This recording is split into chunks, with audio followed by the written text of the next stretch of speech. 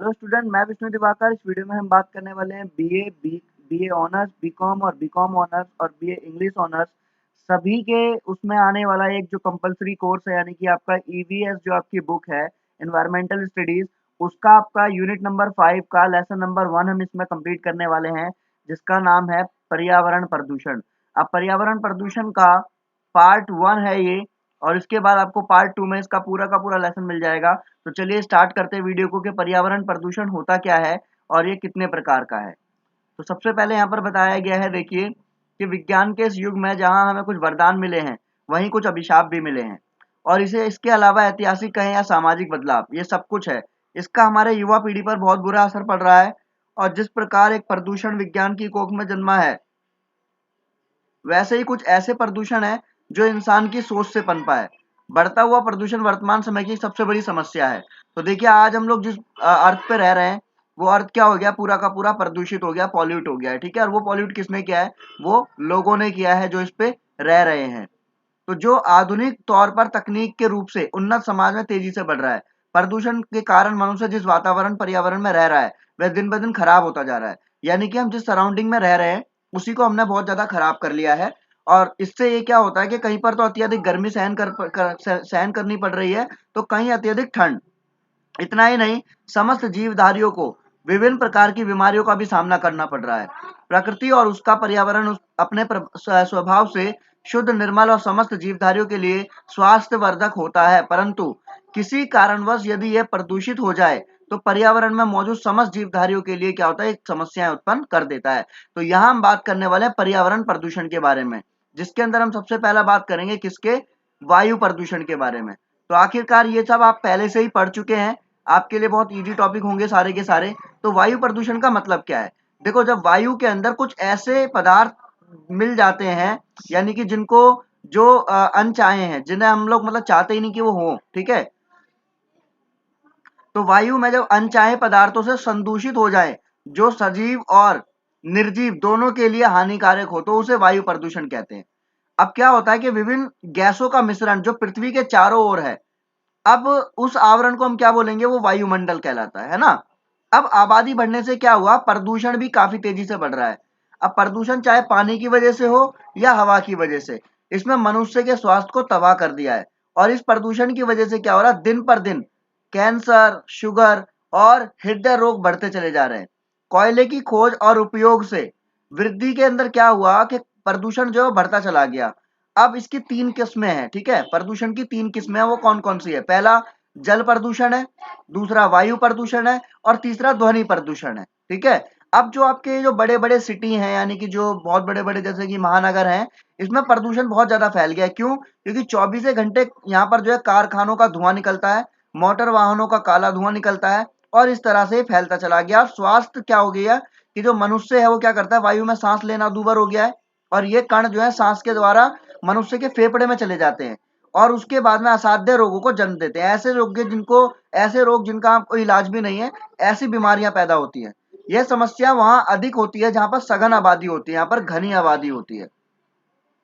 वृक्षों का अभाव होता है जहां पर वृक्ष नहीं होते हैं, नहीं के बराबर होते हैं, और वातावरण पर नकारात्मक प्रभाव पड़ता है। अब इतना सब कुछ नहीं, बल्कि इसमें एडवर्ड किंग ने भी कुछ बताया। इन्होंने क्या बोला कि 1273 में पहला प्रदूषण विरोधी कानून बनाया, जो लोगों को घरों को गर्म रखने के लिए कोयले का प्रयोग करने से रोका था। कि लोग क्या करते थे, पहले घर को गर्म करने के लिए चिमनी जो होती थी ना, उसके अंदर क्या करते थे, कोयला जला लिया करते थे। ठीक है।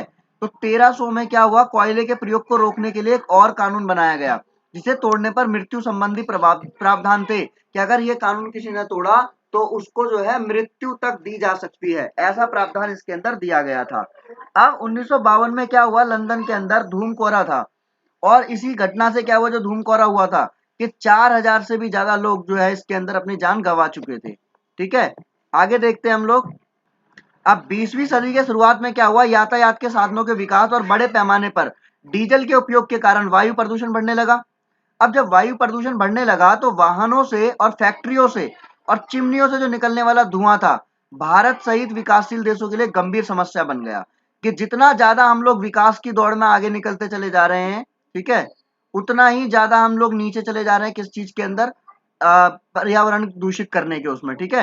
यानी कि पर्यावरण का जो स्तर है वो बहुत ज्यादा डाउन चला जा रहा है और हम लोगों का जो विकास स्तर है वो बहुत ज्यादा ऊपर चला जा रहा है, ठीक है। ऊपर तो हम जा रहे हैं परंतु पर्यावरण की वजह से हम बहुत नीचे भी आ रहे हैं। तो यहाँ पर बताया गया है कि वायु प्रदूषित उत्पत्ति के दो भाग यहाँ पर बांटे गए हैं। कौन कौन से? पहला आपका प्राकृतिक प्रदूषक जो कि प्रकृति से है और दूसरा है मानव जनित। अब आप ये सोचेंगे प्रकृति से कहाँ से प्रदूषक निकल आएगा? तो देखो नेचुरल पॉल्यूनेंट्स जो होते हैं वो कौन से होते हैं? प्राकृतिक कारणों के कारण भी वायु प्रदूषित होती है, जैसे कि ज्वालामुखी हो गई, ठीक है, या फिर जंगल के अंदर आग लग जाती है, या कोई जैविक पदार्थों के सड़ने या गलने से जो निकलती है ना गैसें, वो सब के सब चीजें जो है वो क्या कहलाती है? प्राकृतिक प्रदूषक कहलाती है। अब उसके बाद आता है यहाँ पर मानव जनित प्रदूषक कौन सा है? यानी कि मैन मेड पॉल्यूशन, जो इंसान ने बनाया है। ऐसे प्रदूषक जो मानव जो उत्पन्न करते हैं, जैसे कि मैंने कहा कारखाने हो गए, रसोई घर हो गए, स्वचालित वाहन हो गए, इनसे निकलने वाला जो प्रदूषक है वो मानव जनित है, ठीक है। अब इसके अंदर भी दो भाग बांटे गए, प्राथमिक और द्वितीयक प्रदूषक। अब प्राथमिक प्रदूषक कौन से होते हैं, द्वितीयक कौन से होते हैं? यानी कि अगर हम बात करें कि प्राइमरी पॉल्यूटेंट्स और सेकेंडरी पॉल्यूटेंट्स। अब देखिए हम यहाँ पर तो प्राइमरी वाले जो है आपके प्राथमिक स्रोत वो कौन से हैं? 5 प्राथमिक प्रदूषक ऐसे हैं जो कि वायु प्रदूषण के लिए जिम्मेदार है 90%।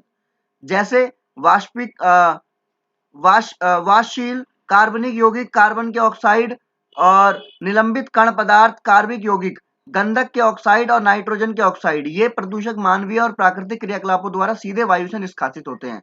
द्वितीयक में कौन से आते हैं? इसके अंदर बताया गया है कि जो प्राथमिक प्रदूषकों के यौगिक के बीच रासायनिक अभिक्रियाओं से, जो सूर्य के चुंबकीय विकिरणों के प्रभाव से इनके बीच में कुछ रासायनिक प्रतिक्रिया होती है, वायुमंडल से उत्पन्न होने वाले प्रदूषक द्वितीय प्रदूषक कहलाते हैं। अब यानी कि जो प्राथमिक है और जो द्वितीयक है ये भी प्रदूषक है, और यही सब कारक किस चीज के है? ये अम्ल वर्षा का घटक है, ठीक है। इसी वजह से अम्ल वर्षा होती है। अब अम्ल वर्षा तो होती है, पर यहाँ पर हम बात करें कि देखो हमने ये देखा अभी हमने कि भाई वायु प्रदूषक किस प्रकार से है और कैसे कैसे है, मानव जनित जनित कौन सा है, प्राकृतिक जनित कौन सा है। अब उसके बाद में यहाँ पे प्रदूषकों को ना दो भागों में बांटा गया है। कौन कौन से? देखो कणिकीय और गैसीय। अब इसमें भी दो भाग हैं, एक तो हो गया कणिकीय और एक हो गया गैसीय। कणिकीय कौन सा है? देखो इन प्रदूषकों के मुख्य स्रोत तेल शोधन कारखाने, गाड़ियों से निकलने वाला धुआं, ये सब चीजें इसके अंदर आती है कि हम लोग सांस लेते हैं और फेफड़े प्रभावित होते हैं, और उसके बाद में क्या होता है कि इंसान को जो है बहुत ज्यादा बीमारी हो जाती है। गैसीय कौन सा है? जैसे सूती वस्त्र हो गए या फिर ब्लीचिंग हो गई और रासायनिक क्रियाओं से निकलने वाली जितनी भी गैस है वो सारी की सारी कौन सी है? वो हमारी गैसीय प्रदूषक है। अब उसके बाद में प्रमुख वायु प्रदूषक कौन कौन से हैं? देखो कार्बन मोनोऑक्साइड। अब ये कहां से निकलती है? पेट्रोल, डीजल, जीवाश्म ईंधन और लकड़ी के जलने से और सिगरेट विगरेट के जलने से।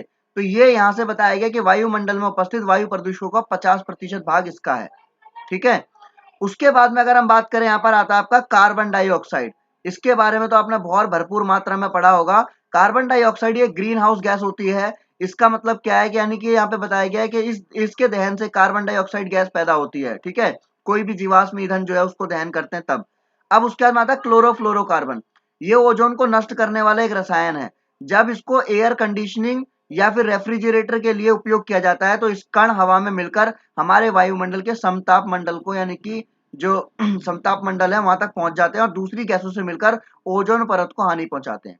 अब ओजोन परत तो आपने पढ़ा होगा कि ओजोन की कमी से क्या होता है? सूर्य की जो किरणें हैं, जो रे हैं, जो यानी कि सन रे जो है वो धरती पर सीधे पड़ने से चर्म रोग होता है, ठीक है, और कैंसर हो जाता है। यदि यही ओजोन परत जमीन पर जीव जंतु और वनस्पति को सूर्य के नुकसान पहुंचाने वाली जो अल्ट्रावायलेट रे होती हैं, अल्ट्रावायलेट रे यानी कि पराबैंगनी किरणें, इनसे बचाती है। और यही कारण है कि क्लोरोफ्लोरो मनुष्य और अन्य जीव जगत के लिए भी बहुत ज्यादा खतरनाक है। उसके बाद में आता है आपका इसमें सीसा यानी कि लीड। अब इसमें क्या है? सीसा डीजल, पेट्रोल, बैटरी, पेंट और हेयर डाई आदि के अंदर पाया जाता है। ये लेड खासतौर से बच्चों को प्रभावित करता है, ठीक है ना। ये खासतौर पर जो है बच्चों को प्रभावित करता है और दिमाग और पेट की प्रक्रिया को भी खराब करता है। आपने देखा होगा जो आपकी फेवरेट है ना मैगी, तो मैगी के अंदर भी पहले जो है बताया गया था कि भाई इसके अंदर लीड की मात्रा यानी कि शीशे की मात्रा ज्यादा है, और इस वजह से मैगी पर भी बीच में बैन लगा दिया गया था। उसके बाद में हम बात करें ओजोन की। ओजोन लेयर जो वायुमंडल में समताप मंडल की सबसे ऊपरी परत है। ये एक खास और अहम गैस होती है। इसका काम होता है जो सूरज की हानिकारक पहुंचाने वाली जो पराबैंगनी किरणें हैं वो भूमि की सतह पर आने ना पाए। यानी कि ये क्या करती है? अल्ट्रावायलेट रो है, ये यानी कि सूर्य से निकलने वाली जो किरणें हैं ये यहाँ पर जो है पृथ्वी पर आने से इसे रोकती है, ठीक है। अब क्लोरोफ्लोरोकार्बन क्या है? ये क्लोरीन, फ्लोरीन और कार्बन तात्विक तत्वों के यौगिक से बनते हैं। ओजोन की कमी जिसमें पराबैंगनी किरणें धरती पर सीधे पड़ेगी, इसमें चर्म रोग, कैंसर आदि रोग जैसे की दिक्कत इसके अंदर हो सकती है। उसके बाद में आता है आपका नाइट्रोजन डाइऑक्साइड। इसमें क्या होता है? इसकी वजह से धुंध और अम्लीय वर्षा होती है। मानव शरीर में इसके सांद्रण से मसूड़ों में सूजन, ऑक्सीजन की कमी, रक्तस्राव और कैंसर आदि बीमारियां जो है इसके अंदर हो जाती है। फिर आता है निलंबित अभिकरणीय। अब इसमें क्या है? ये हवा में ठोस धूल के कण के रूप में होता है, जिसकी वजह से फेफड़ों को हानि पहुंचती है और सांस लेने में दिक्कत होती है। फिर आता है आपका सल्फर डाइऑक्साइड। सल्फर डाइऑक्साइड क्या है? जब कोयले को थर्मल पावर प्लांट में जलाया जाता है तो जो उससे गैस निकलती है वो आपका सल्फर डाइऑक्साइड होता है। अब इसमें अन्य प्रदूषक कौन कौन से हैं? देखो, एक है आपका एरोसोल। अब ये एरोसोल कौन सा है? इनका उत्सर्जन जो है कारखानों में, ताप विद्युत घरों और कृषि कार्यों और स्वचालित वाहनों इत्यादि से होता है। यह एक कोलाइडी कण होने के साथ में वातावरण गैसों में फैला होता है और ये प्राकृतिक और मानव जनित दोनों हो सकता है, प्रकृति से भी और मानव जनित भी। उसके बाद में आता है फ्लाई ऐश। अब फ्लाई ऐश क्या है? इसे वर्तमान में अनेक प्रकार से प्रयोग में लाया जाता है। जैसे कि फ्लाई ऐश से निर्मित ईंटें वजन में हल्की व सीमेंट की अपेक्षा अधिक मजबूत होती है। फ्लाई ऐश एक सूक्ष्म पाउडर है जो कि वायु के साथ में दूर तक यात्रा करता है। ये भी क्या है? एक प्रदूषण का बहुत महत्वपूर्ण कारण है। फिर आता है घरेलू प्रदूषण। अब घरेलू प्रदूषण कौन सा है? देखिए, घरों में जो गांव में अधिकांश ठोस ईंधन का प्रयोग होता है खाना बनाने के लिए। ठोस ईंधन जैसे कोयला हो गया, लकड़ी हो गई, चारकोल हो गया, ये जितने भी और जो कृषि अपशिष्ट हो गए, इन सबको जला देते हैं। अब विश्व स्वास्थ्य संगठन ने क्या बोला है कि लगभग 4.3 मिलियन लोगों की जो घरेलू प्रदूषण के कारण मौत हो जाती है। ठीक है, ये बहुत खतरनाक है। फिर है वायु प्रदूषण का प्रभाव। अब वायु प्रदूषण का प्रभाव देखो, पौधों पे, जीव जंतु पर पड़ता है। यह पौधों के पत्तों की जो चिकनी सतह को नष्ट कर देता है, यानी कि जिससे कि वो अपना खाना बनाते हैं ना। यहाँ पर जो बताया गया है कि जो पौधे हैं वो अपना खाना बनाते हैं, उसको बिल्कुल नष्ट कर देता है। और नाइट्रोजन के ऑक्साइड आदि से पौधों की क्रियाएं प्रभावित होती है और वायु प्रदूषण और जलीय व स्थलीय दोनों जीवों पर नकारात्मक प्रभाव डालता है। उसके बाद अगर हम बात करें यहाँ पर, तो आपका मौसम और जलवायु पर प्रभाव। अब मौसम और जलवायु पर प्रभाव कैसे? कि वायुमंडल के अंदर जो है कार्बन डाइऑक्साइड के सांद्रण में वृद्धि होने से वायुमंडल के हरित प्रभाव में वृद्धि होगी और जिसके धरातल की सतह का तापमान क्या हो जाएगा? धीरे धीरे बढ़ जाएगा। और तापमान बढ़ने से क्या होगा? बर्फ पिघलेगी। अब बर्फ पिघलेगी तो क्या होगा? समुद्र जल स्तर में बढ़ोतरी होगी और बहुत से क्षेत्रों को जलमग्न कर देगा, यानी कि बाढ़ आ जाएगी, उसको सबको डुबा देगा। ठीक है। उसके बाद में आती है अम्ल वर्षा। ये एसिड रेन ये भी आपने बहुत सुना होगा कि प्राकृतिक और मानव निर्मित स्रोतों से वातावरण क्या होता है? सल्फर और नाइट्रोजन के ऑक्साइड को प्राप्त करता है। और फिर उसके बाद में वर्षा जो सल्फेट, नाइट्रेट और अमोनियन और हाइड्रोजन आयन को शामिल किए होती है और उसी को अम्ल वर्षा के रूप में बोलते हैं, यानी कि वो अम्ल वर्षा जो है फिर उसके बाद में धरातल पर गिरने लगती है। ओजोन का प्रभाव।